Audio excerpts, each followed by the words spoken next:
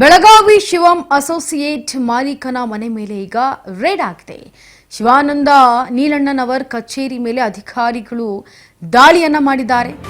ಮಧ್ಯರಾತ್ರಿ 2 ಗಂಟೆವರೆಗೂ ಕೂಡ ಅಧಿಕಾರಿಗಳು ತನಿಖೆಯನ್ನ ನಡೆಸಿದ್ದಾರೆ.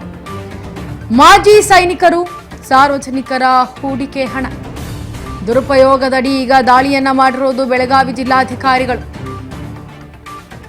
ಮೊಹಮ್ಮದ್ ರೋಷನ್ ಸೂಚನೆ ಮೇರೆಗೆ ದಾಳಿಯನ್ನ ಮಾಡಿದ್ದಾರೆ ಬೆಳಗಾವಿಯ ಜಿಲ್ಲಾಧಿಕಾರಿಗಳು. ಉಪವಿಭಾಗಾಧಿಕಾರಿ ಶ್ರವಣಕುಮಾರ್ ನಾಯ್ಕ್ ನೇತೃತ್ವದಲ್ಲಿ ಈಗ ದಾಳಿ ನಡೆದಿದೆ.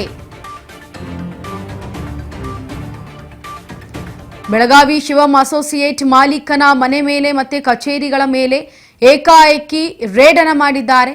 ಶಿವಾನಂದ ನೀಲಣ್ಣನವರ್ ಕಚೇರಿ ಮೇಲೂ ಕೂಡ ಅಧಿಕಾರಿಗಳು ರೇಡ್ ಮಾಡಿರೋದು. ಮನೆ ಕಚೇರಿಗಳು ಎಲ್ಲೆಲ್ಲಿದೆ ಅಲ್ಲೆಲ್ಲವೂ ಕೂಡ ಏಕದಾಳಿಯಲ್ಲಿ ದಾಳಿಯನ್ನ ಮಾಡಿರೋದು. ಜೊತೆಗೆ ಮಧ್ಯರಾತ್ರಿ 2 ಗಂಟೆವರೆಗೂ ಕೂಡ ನಡೆದಿದೆ. ಅಧಿಕಾರಿಗಳಿಂದ ತಪಾಸಣೆ, ತನಿಖೆ, ಕಚೇರಿಗಳಲ್ಲಿ, ಮನೆಗಳಲ್ಲಿ ಮಾಜಿ ಸೈನಿಕರು ಮತ್ತು ಸಾರ್ವಜನಿಕರ ಹೂಡಿಕೆ ಹಣ ದುರುಪಯೋಗ ಮಾಡಿಕೊಂಡಿದ್ದಾರೆ ಅನ್ನೋ ಇದರಲ್ಲಿ ಈಗ ಬೆಳಗಾವಿ ಜಿಲ್ಲಾಧಿಕಾರಿಯವರು ದಾಳಿಯನ್ನ ಮಾಡಿದ್ದಾರೆ. ಶ್ರವಣಕುಮಾರ್ ನಾಯಕ್ ನೇತೃತ್ವದಲ್ಲಿ ದಾಳಿ ನಡೆದಿರುವುದು. ಕಚೇರಿಯಲ್ಲಿ ದಾಖಲೆಗಳ ಪರಿಶೀಲನೆ ವೇಳೆ ತಬ್ಬಿಬ್ಬಾದಂತಹ ಅಧಿಕಾರಿಗಳು ಮೂಲಗಳ ಪ್ರಕಾರ ಸರಿಸುಮಾರು 45,000 ಜನರು ಹಣ ಹೂಡಿಕೆ ಮಾಡಿದ್ದಾರೆ. ಸದ್ಯಕ್ಕೆ ಹಣದ ಲೆಕ್ಕ ಹಾಕೋಕೆ ಪರದಾಡ್ತಾ ಇರುವಂತಹ ಅಧಿಕಾರಿಗಳು, ಅಲ್ಲಿನ ಅಧಿಕಾರಿಗಳು ಅಂದಾಜು 4,500 ಕೋಟಿ ಹಣವನ್ನ ವಂಚನೆ ಮಾಡಿರೋ ಶಂಕೆ ವ್ಯಕ್ತವಾಗ್ತಾ ಇದೆ ಈ ತನಿಖೆಯಿಂದ. ದಾಳಿ ವೇಳೆ ಸದ್ಯ 400 ಕೋಟಿ ರೂಪಾಯಿ ಮೌಲ್ಯದ ಬಾಂಡ್ ಪೇಪರ್ಗಳು ಕೂಡ ಪತ್ತೆಯಾಗಿದೆ ಈ ದಾಳಿಯಲ್ಲಿ. ಇನ್ನು ಸ್ಟಾಕ್ ಮಾರ್ಕೆಟ್ ಆಗಿರಬಹುದು, ರಿಯಲ್ ಎಸ್ಟೇಟ್ ಆಗಿರಬಹುದು, ರೆಸಾರ್ಟ್ಗಳಲ್ಲಿ ಹೂಡಿಕೆ ಮಾಡಿದ್ದಾರೆ, ಆ ಹಣವನ್ನು ತೆಗೆದುಕೊಂಡೋಗಿ ಅನ್ನೋದು ಈಗ ಬೆಳಗಾವಿ ಜಿಲ್ಲಾಧಿಕಾರಿಗಳ ತನಿಖೆಯಿಂದ ತಿಳಿದು ಬಂದಿರೋದು. ಶಂಕೆ ಕೂಡ ವ್ಯಕ್ತವಾಗ್ತಾ ಇದೆ ಈ ಒಂದು ನಡತೆಯಿಂದ. ಎಲ್ಲಾ ಹಣ ವರ್ಗಾವಣೆ ಆಗಿರೋದು ಆನ್ಲೈನ್ನಲ್ಲೇ ಅನ್ನೋ ಮಾಹಿತಿ ಕೂಡ ಲಭ್ಯವಾಗಿದೆ. ಈಗಾಗಲೇ 4 ಅಕೌಂಟ್ಗಳಿದ್ದಾವೆ, ಅವನ್ನು ಕೂಡ ಫ್ರೀಸ್ ಮಾಡಿದ್ದಾರೆ ಅಧಿಕಾರಿಗಳು. ನಿಗಾ ಇಟ್ಟಿದ್ದಾರೆ ಆ 4 ಅಕೌಂಟ್ಗಳ ಮೇಲೆ. ಈಗ ಏನೇನೆಲ್ಲ ಆನ್ಲೈನ್ ಮುಖಾಂತರ ಟ್ರ್ಯಾಕ್ ಅನ್ನ ಆಗಿದೆ, ಎಲ್ಲೆಲ್ಲಿ ಹಣ ವರ್ಗಾವಣೆ ಆಗಿದೆ ಎಲ್ಲವನ್ನೂ ಕೂಡ ಕುಲಂಕುಷವಾಗಿ ಬೆಳಗಾವಿ ಜಿಲ್ಲಾಧಿಕಾರಿಗಳು ನಿಗಾವನ್ನು ವಹಿಸಿದ್ದಾರೆ. ಈಗ 4 ಅಕೌಂಟ್ ಏನಿದೆ ಅದನ್ನ ಫ್ರೀಸ್ ಮಾಡಿದ್ದಾರೆ ಅಧಿಕಾರಿಗಳು. ಅದರ ಮೇಲೆ ನಿಗಾ ವಹಿಸಿದ್ದಾರೆ. ಆನ್ಲೈನ್ನಲ್ಲೇ ಎಲ್ಲ ವ್ಯವಹಾರ ನಡೆದಿದೆ ಅನ್ನೋ ಮಾಹಿತಿ ಈಗ ಈ ತನಿಖೆಯಿಂದ ಲಭ್ಯವಾಗ್ತಾ ಇದೆ. ಶಿವಾನಂದ ನೀಲಣ್ಣನವರಿಗೆ ಸೇರಿದಂತಹ ಫ್ಲಾಟ್ಗಳು ಮತ್ತೆ 3 ಕಚೇರಿಗಳು ಈಗ ಸೀಸ್ ಆಗಿವೆ.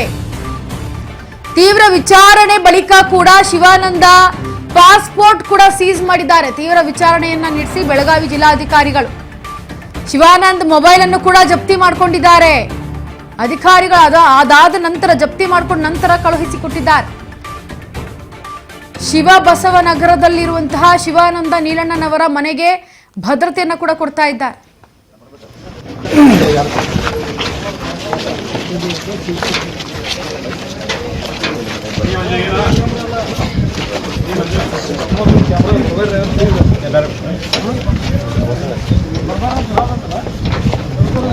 ಸಾರಿ,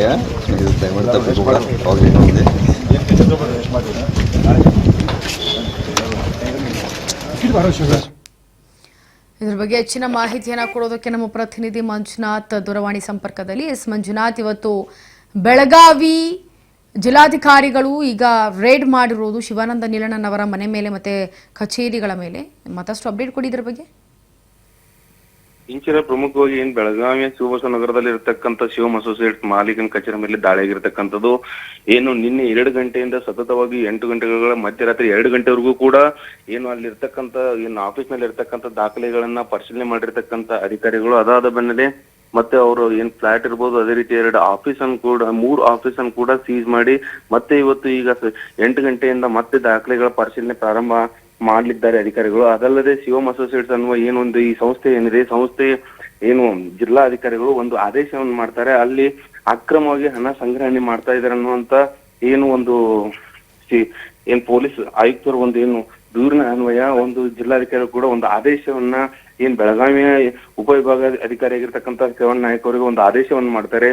ಆ ಆಫೀಸ್ ನಲ್ಲಿ ಇರ್ತಕ್ಕಂಥ ಎಲ್ಲ ದಾಖಲೆಗಳನ್ನ ಪರಿಶೀಲನೆ ಮಾಡಿ ಮತ್ತೆ ಯಾವ ರೀತಿ ಆ ಠೇವಣಿದಾರರಿಗೆ ಯಾವ ರೀತಿಯಾಗಿ ಮರಳಿ ನೀಡ್ತಾ ಇದ್ದಾರೆ ಅಥವಾ ಇಲ್ವಾ ಎನ್ನುವ ಎಲ್ಲಾ ಪರಿಶೀಲನೆ ಮಾಡ್ಬೇಕಂತೇಳಿ ಆದೇಶವನ್ನ ಏನ್ ಬೆಳಗಾವಿ ಎಸಿ ಆಗಿರ್ತಕ್ಕಂಥ ಶ್ರವಣ್ ನಾಯ್ಕ ಅವರು ಹೇಳ್ತಾರೆ. ಅದಾದ ಬೆನ್ನಲ್ಲೇ ಅದೇ ರೀತಿಯಾಗಿ ಸರ್ಕಾರಿ ಇಲಾಖೆ ಅಧಿಕಾರಿಗಳು ಮತ್ತು ಏನು ಬೆಳಗಾವಿ ಎಸಿ ಎಲ್ಲರೂ ಕೂಡ ಹೋಗಿ ಆ ಕಚೇರಿಗೆ ಹೋಗಿ ದಾಳಿಯನ್ನ ಕೂಡ ಮಾಡ್ತಾರೆ. ಅದಾದ ಬಳಿಕ ಸತತವಾಗಿ 8 ಗಂಟೆಗಳ ಕಾಲ ಏನ್ ಪರಿಶೀಲನೆ ಮಾಡಿದಾದ ನಂತರ ಅಲ್ಲಿ ಇರ್ತಕ್ಕಂಥ ಏನು ಅವ್ರು ಯಾವ ರೀತಿಯಾಗಿ ನೀವು ಹಣವನ್ನ ಸಂಗ್ರಹಣೆ ಮಾಡ್ತೀರಾ, ಮತ್ತೆ ಅವ್ರ ಕೆಲವು ಪ್ರಶ್ನೆಗಳಿಗೆ ಕೂಡ ಏನು ಅಲ್ಲಿ ಸರಿಯಾದಂತ ಮಾಹಿತಿ ಸಿಕ್ಕಿಲ್ಲ. ಅಲ್ಲಿ ಹೋಗಿರ್ತಕ್ಕಂಥ ಅಧಿಕಾರಿಗಳು ಕೂಡ ಒಂದು ಕ್ಷಣ ತಬ್ಬಿಬ್ಬಾಗಿದ್ದಾರೆ. ಒಟ್ಟಾರೆಯಾಗಿ ಅಲ್ಲಿ 35,000ರಿಂದ 40,000ವರೆಗೂ ಏನು ಜನ ಅಲ್ಲಿ ಹೂಡಿಕೆ ಮಾಡಿದಾರೆ ಅನ್ನುವ ಸಂಶಯ ಕೂಡ ಇರತಕ್ಕಂಥದ್ದು. ಒಟ್ಟಾರೆಯಾಗಿ 4,000ರಿಂದ ಒಂದು 5,000 ಕೋಟಿವರೆಗೂ ಕೂಡ ಹೂಡಿಕೆ ಆಗಿರುವುದು ಕಂಡು ಬಂದಿರತಕ್ಕಂಥದ್ದು ಇಲ್ಲಿವರೆಗೂ. ಆದ್ರೆ ಇನ್ನೂ ಕೂಡ ಏನು ದಾಖಲೆಗಳನ್ನ ಪರಿಶೀಲನೆ ಮಾಡೋದ್ರಿಂದ ಯಾವ ರೀತಿಯಾಗಿ ಈ ತನಿಖೆ ಯಾವ ರೀತಿಯಾಗಿ ತೆಗೆದುಕೊಂಡು ಹೋಗ್ತಾರೆ ಅಧಿಕಾರಿಗಳು ನೋಡ್ಬೇಕಾಗಿದೆ. ಇದೇ ರೀತಿ ಏನು ಠೇವಣಿದಾರ ಏನಿದ್ದಾರೆ ಇವ್ರ ಮುಂದಿನ ಪರಿಸ್ಥಿತಿ ಯಾವ ರೀತಿಯಾಗಿ ಮುಂದೆ ಹೋಗುತ್ತೆ, ಅಥವಾ ಏನು ಠೇವಣಿದಾರಿಗೆ ಈ ಹಿಂದೆ ಇವ್ರು ಯಾವ ರೀತಿಯಾಗಿ ಅಂದ್ರೆ ಹಣವನ್ನ ಯಾವ ರೀತಿಯಾಗಿ ಸಂಗ್ರಹಿಸ್ತಾ ಇದ್ರು ಅಂದ್ರೆ ಒಂದು ಒಳ್ಳೊಳ್ಳೆದಂದ್ರೆ ದೊಡ್ಡ ದೊಡ್ಡ ಕಾರ್ಯಕ್ರಮಗಳನ್ನ ಮಾಡೋದು, ಅದ್ರ ಮುಖಾಂತರ ಜನರನ್ನ ಸೆಳಿತಾ ಇದ್ರು ಅಂತ ಹೇಳಿ ಈಗ ಮಾಹಿತಿ ಇರುವಂತದ್ದು.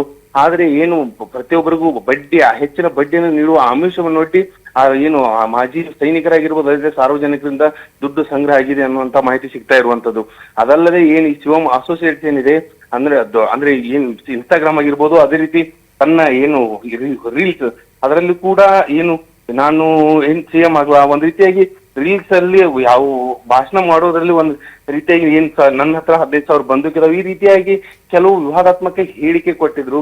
ಅದಾದ ಬೆನ್ನಲ್ಲಲ್ಲಿ ಎಲ್ಲವೂ ಕೂಡ ಏನು ಅದನ್ನ ಅಬ್ಸರ್ವ್ ಮಾಡಿರ್ತಕ್ಕಂಥ ಏನ್ ಬೆಳಗಾವಿ ನಗರದ ಕಮಿಷನರ್ ಏನಿರ್ತಾರೆ ಅದನ್ನೆಲ್ಲವನ್ನು ಅಬ್ಸರ್ವ್ ಮಾಡಿರ್ತಾರೆ. 13 ತಾರೀಕು ಏನ್ ಬೆಳಗಾವಿ ಜಿಲ್ಲಾಧಿಕಾರಿಗಳಿಗೆ ಒಂದು ಎಲ್ಲವನ್ನು ಅಲ್ಲಿ ಏನು ಅವರು ಮಾಡಿರ್ತಕ್ಕಂಥ ಏನ್ ಲೆಟರ್ ಏನಿರುತ್ತೆ ಅದನ್ನ ತಂದು ಜಿಲ್ಲಾಧಿಕಾರಿಗಳು ಕೊಡ್ತಾರೆ. ಜಿಲ್ಲಾಧಿಕಾರಿ ಕೂಡ ಅದನ್ನ ಎಲ್ಲ ಪರಿಶೀಲನೆ ಮಾಡಿ ಅದಾದ ನಂತರ ಒಂದು ಆದೇಶ ಮಾಡಿ ಈಗ ಅವ್ರ ಏನ್ ಶಿವಮ್ ಅಸೋಸಿಯೇಟ್ಸ್ ಅನ್ನೋ ಏನ್ ಆಫೀಸ್ ಏನಿದೆ ಆ ಆಫೀಸ್ ಈಗ ದಾಖಲೆಗಳನ್ನ ಪರಿಶೀಲನೆ ಮಾಡ್ತಾ ಇರುವಂತದ್ದು.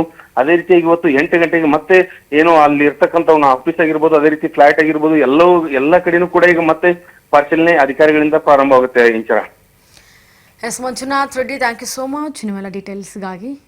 ನೋಡಿ, ಅಕ್ರಮವಾಗಿ ಹಣ ಇವರು ಪಡೆದುಕೊಂಡಿದ್ದಾರೆ ಅನ್ನೋ ಆದೇಶದ ಮೇರೆಗೆ ಈಗ ಒಂದು ಮಾಹಿತಿ ಸಿಗ್ತಾ ಇದ್ದಂತೆ ಬೆಳಗಾವಿ ಜಿಲ್ಲಾಧಿಕಾರಿಗಳು ಏಕಾಏಕಿ ದಾಳಿಯನ್ನು ನಡೆಸಿದ್ದಾರೆ. ತಡರಾತ್ರಿ 2 ಗಂಟೆವರೆಗೂ ಕೂಡ ತನಿಖೆ ನಡೆಸಿದ್ದಾರೆ. ಅದರಲ್ಲಿ ಒಂದಷ್ಟು ವಿಚಾರಗಳು ಕೂಡ ಗೊತ್ತಾಗಿದೆ. ಹಾಗಾಗಿ ಶಿವಾನಂದ ನೀಲಣ್ಣನ್ ಅವರ ಕಚೇರಿ ಮೇಲೆ ಅಧಿಕಾರಿಗಳು ದಾಳಿಯನ್ನು ನಡೆಸಿ ಏನು ಮಾಜಿ ಸೈನಿಕರು ಸಾರ್ವಜನಿಕರ ಹೂಡಿಕೆ ಹಣವನ್ನು ಈ ರೀತಿ ದುರುಪಯೋಗ ಪಡಿಸ್ಕೊಳ್ತಾ ಇದ್ದಾರೆ ಅಂತೇಳಿ ರೇಡ್ ಮಾಡಿರೋದು. ಸರಿಸುಮಾರು 45,000 ಜನರ ಹಣ ಹೂಡಿಕೆ ಇದರಲ್ಲಿದೆ. ಸದ್ಯಕ್ಕೆ ಈ ಹಣದ ಲೆಕ್ಕ ಹಾಕೋಕೆ ಅಧಿಕಾರಿಗಳು ಪರದಾಡ್ತಾ ಇದ್ದಾರೆ ಅಂತಂದರೆ ಒಂದು ಅಂದಾಜಿಸಬೇಕು ಅಂತಂದರೆ ಒಂದು 4,500 ಕೋಟಿ ಹಣವನ್ನು ವಂಚನೆ ಮಾಡಿದ್ದಾರೆ ಅನ್ನೋ ಶಂಕೆ ವ್ಯಕ್ತವಾಗ್ತಾ ಇದೆ. ಜೊತೆಗೆ 400 ಕೋಟಿ ರೂಪಾಯಿ ಮೌಲ್ಯದ ಬಾಂಡ್ ಪೇಪರ್ಗಳು ಕೂಡ ಅವರ ಹತ್ರ ಲಭ್ಯವಿರೋದು ಜಿಲ್ಲಾಧಿಕಾರಿಗಳಿಗೆ ಸಿಕ್ಕಿದೆ. ಸ್ಟಾಕ್ ಮಾರ್ಕೆಟು, ರಿಯಲ್ ಎಸ್ಟೇಟು ಮತ್ತು ರೆಸಾರ್ಟ್ಗಳಿಗೆ ಆನ್ಲೈನ್ ಮುಖಾಂತರವೇ ಹಣವನ್ನು ವರ್ಗಾವಣೆ ಮಾಡಿರೋದು ಕೂಡ ಮಾಹಿತಿಯಲ್ಲಿ ಗೊತ್ತಾಗಿದೆ, ತನಿಖೆ ವೇಳೆ ಗೊತ್ತಾಗಿದೆ.